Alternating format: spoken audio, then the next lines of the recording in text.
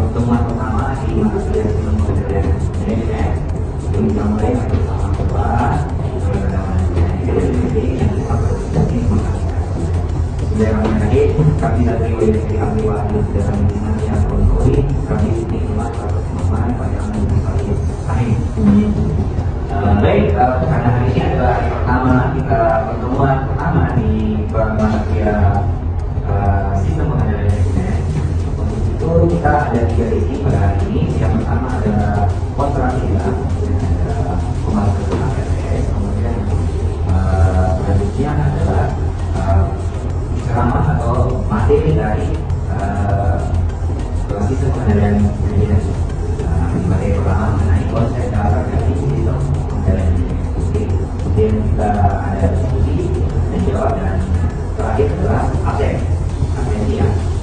Baik, untuk mempersingkat waktu, kita masuk pertama di perkuliahan kita mengenai kontrak kuliah mata kuliah Sistem Pengetahuan Manajemen.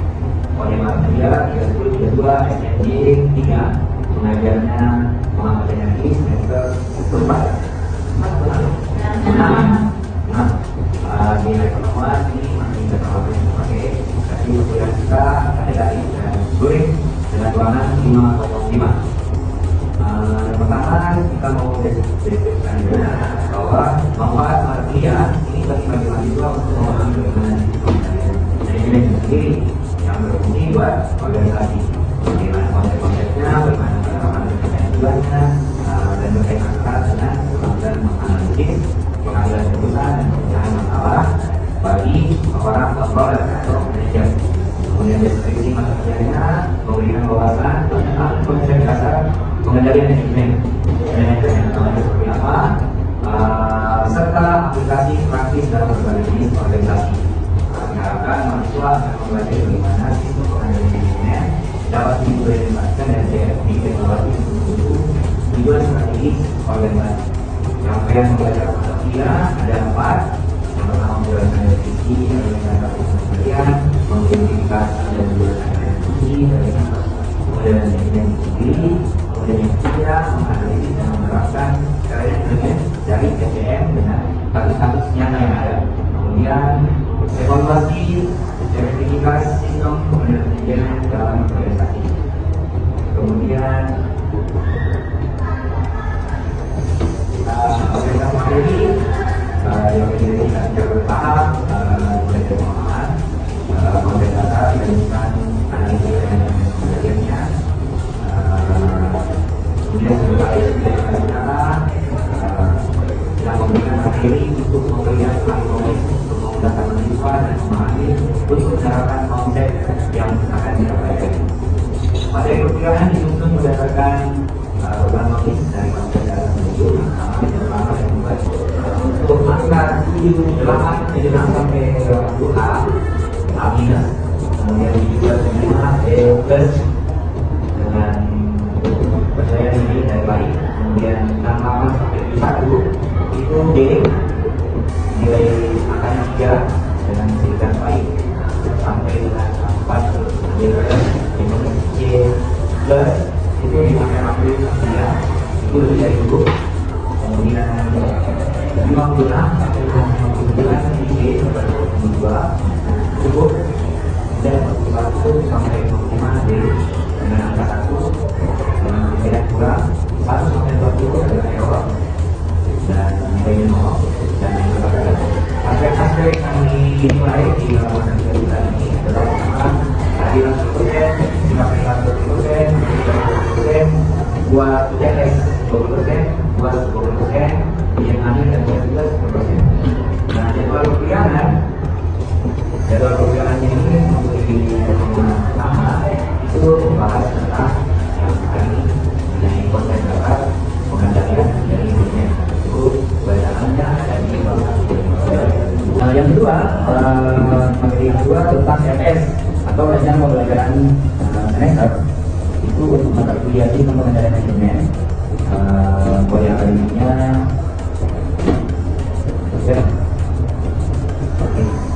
kuliah akademik 310328 SMJ 3, rumpun mata kuliah akuntansi manajemen. bobotnya teori 2 SKS, praktek 1 SKS, semester 6 ya harusnya. Kemudian ini tanggal 24 Agustus 2024. Untuk JKM-nya sendiri Fakultas Ekonomi dan Sosial, nama pemimpinnya Muhammad Jayadi, koordinator RK Muhammad Jayadi, Kaprodi Mediasi. Jadi ada JPL dan JPNK yang akan kita bebankan pada masa kuliah ini. Ada JPL 1 8 menunjukkan sikap bertanggung jawab pada dengan kalian mandiri. Ya. Kemudian ada capaian pembelajaran mata kuliah atau JPNK di mata kuliah. Capaian pembelajaran mata kuliah pertama itu mampu memahami konsep dan teknik pengendalian dalam organisasi. JPNK kedua mampu menggunakan teknik pengendalian dalam berbagai kondisi. JPNK ketiga mahasiswa mampu menjelaskan definisi dan dasar sistem pengendalian dalam konteks organisasi nyata. Ada JPNK 5, JPNK 1, ada pun sub JPNK 1 mampu menjelaskan konsep dasar sistem pengendalian, JPNK 2 mampu menjelaskan gambaran strategi organisasi bisnis, sub JPNK 3 mampu menjelaskan perilaku organisasi, pusat pertanggungjawaban, dan terakhir adalah konsep agar transfer. Oke, baik, kita masuk ke materi kita yang pertama di mata kuliah kita semester ini, sistem pengendalian. Bisa dilihat ya.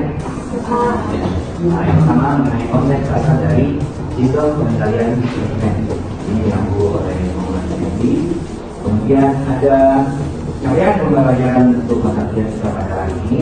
Diharapkan mahasiswa mampu menjelaskan definisi dan elemen dasar dari sistem pengendalian manajemen. Kemudian yang kedua mampu memahami konsep dan teknik pengendalian dalam organisasi. Kemudian, nah deskripsi utama mata kuliah kita, mata kuliah ini mengenalkan konsep dan teknik pengendalian dalam organisasi bisnis dan mengenalkan cara menggunakannya. Sub pembahasan kita di pertemuan ini yang pertama mengenai konsep sistem pengendalian manajemen. Kemudian yang kedua adalah perbatasan sistem pengendalian manajemen. Yang ketiga tujuan dari sistem pengendalian diri. Kemudian unsur sistem pengendalian manajemen. Dan yang sub pembahasan yang kelima membahas tentang fungsi dari controller atau manager. Jadi konsep dasar dari sistem pengendalian manajemen itu kita harus tahu dulu apa itu sistem, apa itu pengendalian, dan apa itu manajemen. Nah, sistem secara definisi bisa dikatakan bahwa dua atau lebih subsistem yang saling bekerja sama untuk tujuan yang sama. Ya, itu namanya sistem. Jadi ada beberapa sistem, subsistem yang saling berkaitan untuk satu tujuan yang sama. Itu yang disebut dengan sistem secara definisi. Ada yang mau bertanya? Yang bertanya. Baik, terima kasih. Sangat bertanya. Perkenalkan saya dengan Kangga dengan Implementasi Politik 2009. Di sini saya bertanya apa perbedaan sistem dan siklus. Terima kasih Pak. Oke, baik, terima kasih atas pertanyaannya dari Dina. Perbedaan sistem dengan siklus itu sangat berbeda ya. Sistem itu menunjukkan dua atau lebih subsistem yang saling berhubungan untuk tujuan yang sama. Sementara dan yang ketiga itu berorientasi pada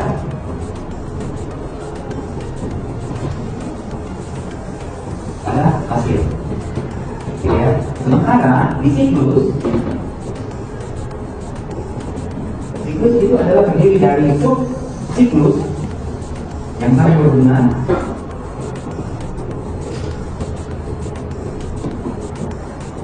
satu sama lain untuk mempunyai tujuan yang sama juga, namun tidak berorientasi pada hasil. Jadi kalau untuk sistem sendiri, modelnya itu garis datar ini terdiri dari subsistem yang lain, 1, 2, 3, 4, 5 dan berbeda pada hasilnya. Contohnya kita sarjana akuntansi, gitu ya. Mulai dari pendaftaran, terus SKS, masuk kuliah, semester 1, semester 2, sampai KKN, proposal, skripsi, wisuda dan sarjana. Dan kita berkasih pada hasil, gitu ya. Sementara kalau siklus itu modelnya seperti ini. Struknya tadi dari ini. Kita ambil contoh siklus hujan. Hujannya dari awan ke awan mengisap air dari lautan, bisa menjadi awan, awannya nanti menurunkan lagi dari hujan ke daratan. Itu akan bergerak seperti itu. Hujan yang sama, namun tidak berorientasi pada hasil, gitu ya. Kenapa tidak berorientasi pada hasil? Karena setiap hujan tidak menargetkan sesuatu hasil yang harus berbeda atau memadai yang membuat kita semua kebajikan atau tenggelam. Mereka tidak punya orientasi selain seperti yang ada di sistem. Maka sistem itu berorientasi pada hasil, maka terus tidak berorientasi pada hasil. Itu ya, idealnya tadi perbedaan antara siklus dan siklus. Selanjutnya kita masuk ke pengendalian. Pengendalian di sini lebih kepada suatu proses di mana kita mengevaluasi atau mengukur atau menganalisa kinerja yang apakah dia sesuai dengan apa yang divisi atau misi dari perusahaan. Dan pengendalian ini lebih cenderung kepada perbaikan, Satu organisasi, jadi mulai dari pengukuran, evaluasi, penilaian, dan untuk mengendalikan perbaikan dari apakah sesuai dengan misi dan tujuan dari perusahaan itu sendiri. Itu pengendalian. Sementara manajemen adalah suatu proses perencanaan, pengelompokan, pengendalian, pendelegasian, pengendalian dan pelaporan. Ya. Jadi ada beberapa proses dari manajemen. Manajemen sendiri berasal dari kata manus agere atau manus berarti tangan, agere adalah menyelesaikan. Jadi bisa disimpulkan bahwa manajemen itu adalah seni menyelesaikan pekerjaan melalui orang lain. Gitu ya. Nah itu yang kita katakan manajemen. Ya, jadi tadi ini adalah sistem pengendalian dan manajemen. Habis ini ada yang ingin bertanya? Ya, silakan. Baik, terima kasih atas kesempatannya. Perkenalkan, Mas Herdi dengan 22 Jadi di sini saya bertanya, apa perbedaan manajemen dan akuntansi? Terima kasih pertanyaannya. Apa perbedaan manajemen dan akuntansi? Nah ini yang paling sering kita tanyakan. Akuntansi dan manajemen. Tadi sudah dijelaskan bahwa manajemen itu berasal dari bahasa Yunani kuno yang berarti manu agere, ya. Manu artinya tangan, agere adalah menyelesaikan. Jadi perpanjangan tangan untuk menyelesaikan pekerjaan, ya. Jadi kalau bagaimana menyelesaikan pekerjaan melalui orang lain, gitu ya, itu maksudnya. Ini tangan, ini selesai, ya. Jadi manu agere itu biasa kita sebut dengan manajemen.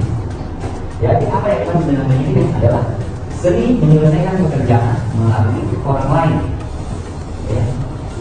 Seni menyelesaikan pekerjaan melalui orang lain. Prosesnya itu mulai dari perencanaan, pengelompokan, pendelegasian, pengendalian, dan pelaporan. Ya, itu yang disebut dengan manajemen antara definisi dan proses. Sementara kita yang akuntansi, yang kebetulan kita sendiri dari orang akuntansi, nah kalian biasa kita tidak mengetahui apa sih itu akuntansi. Akuntansi menurut sejarahnya secara bahasa Latin biasanya disebut computere.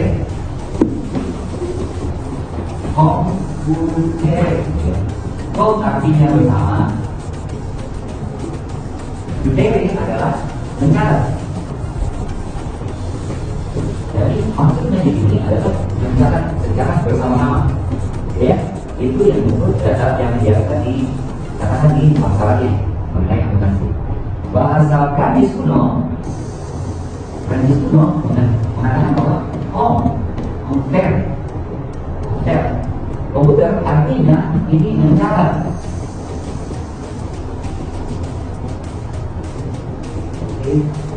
Tapi dulu ini kan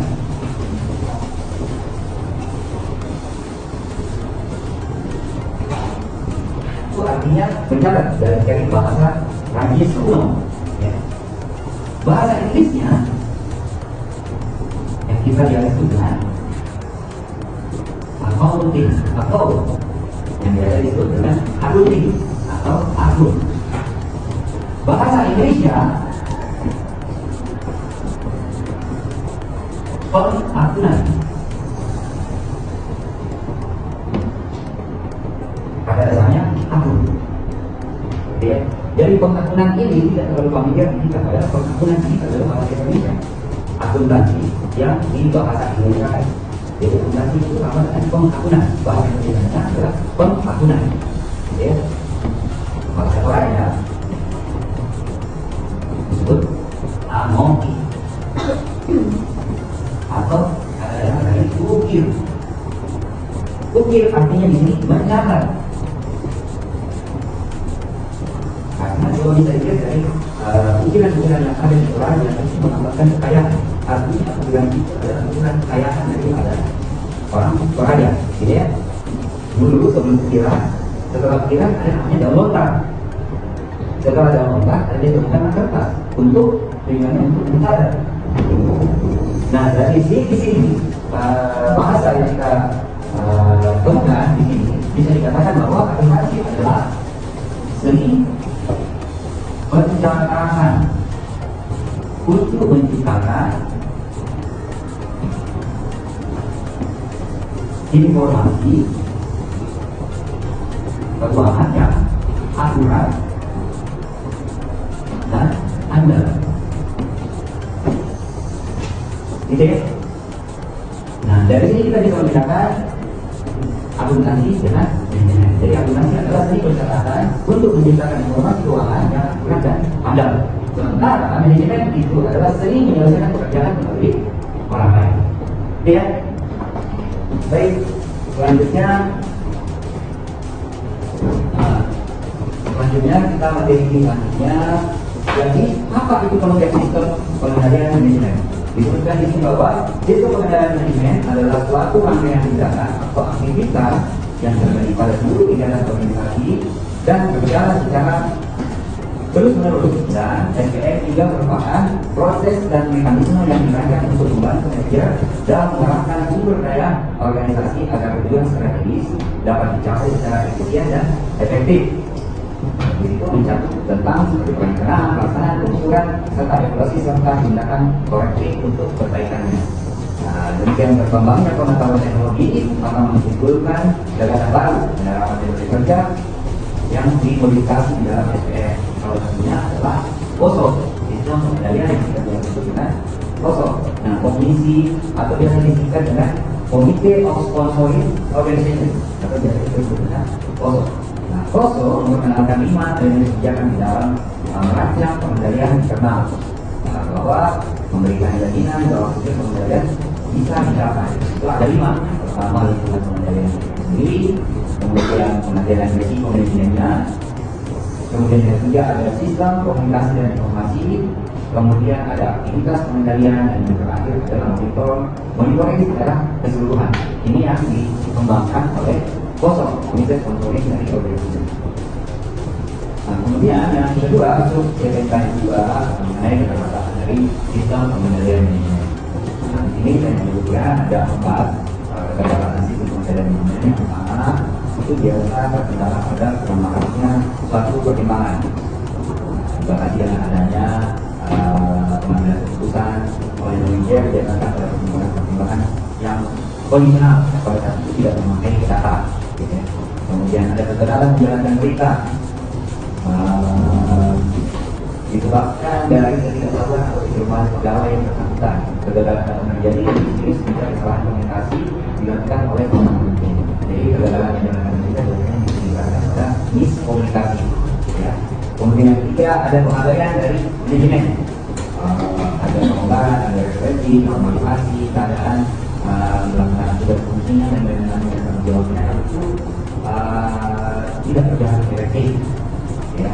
Kemudian yang keempat ada polisi. Polisi ini merupakan aturan dan tidak efektifan dalam sistem pengendalian manajemen. Nah, ini ada beberapa catatan dari SPM. Baik, yang selanjutnya tujuan dari sistem pengendalian manajemen. Ini ada 4 tujuan dari sistem pengendalian manajemen. Yang pertama itu tujuannya untuk meningkatkan kinerja di mana organisasi dengan mengukur dan mengatur kemampuan menuju tujuan yang akan dicapai oleh organisasi. Kemudian ada yang kedua meningkatkan efisiensi, kemudian meningkatkan efektivitas. Kemudian yang keempat mengurangi risiko, di mana SPM membantu organisasi mengurangi risiko dengan mengidentifikasi dan mengelola risiko yang potensial, sehingga dapat mengurangi risiko yang terhadap organisasi. Kemudian yang keempat ada unsur-unsur sistem pengendalian manajemen.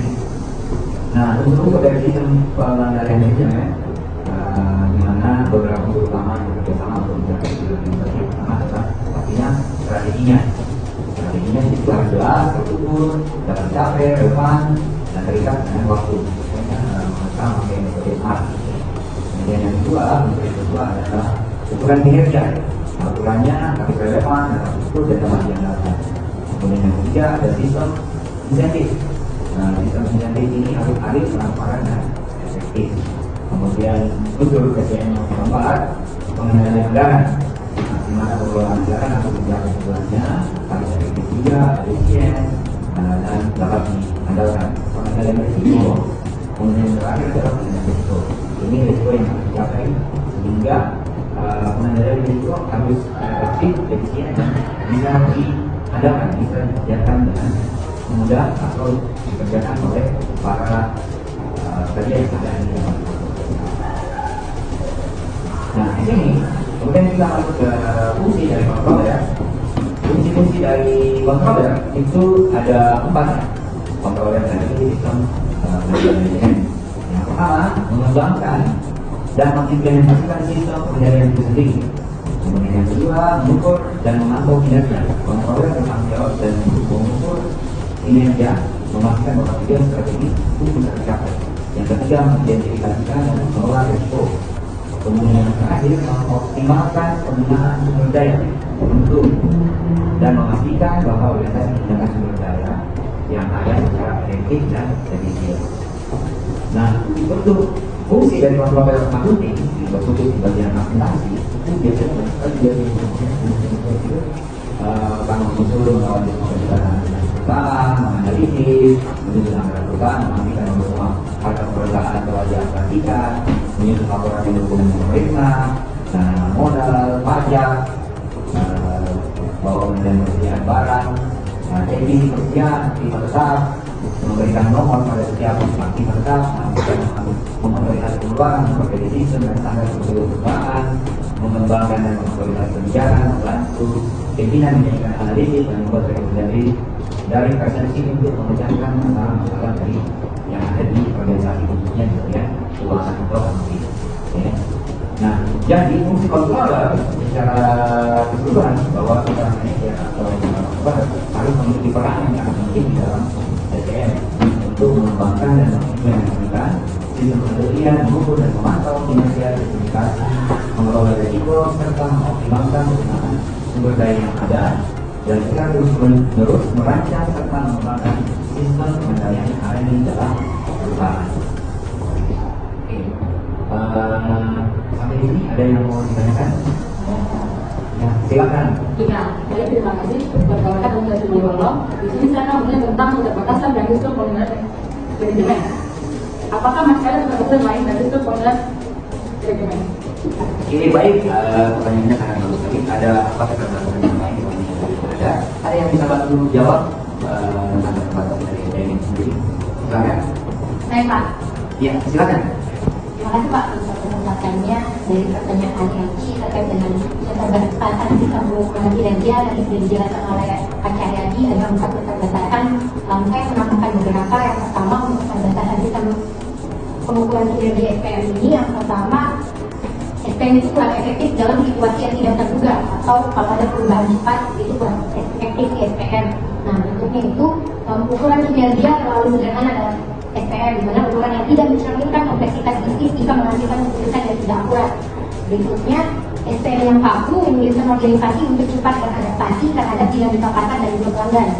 SPM juga tidak menggantikan intuisi manajer, di mana keputusan strategis tak selalu bisa diambil hanya berdasarkan data, pengalaman, dan juga intuisi tetap penting. Dan terakhir, keterbatasannya adalah menghambat inovasi. Kenapa? Karena SPM ini fokus berlebihan pada target dan juga efisiensi bisa membuat karyawan enggan mengambil risiko, sehingga kreativitas dari karyawannya itu terhambat.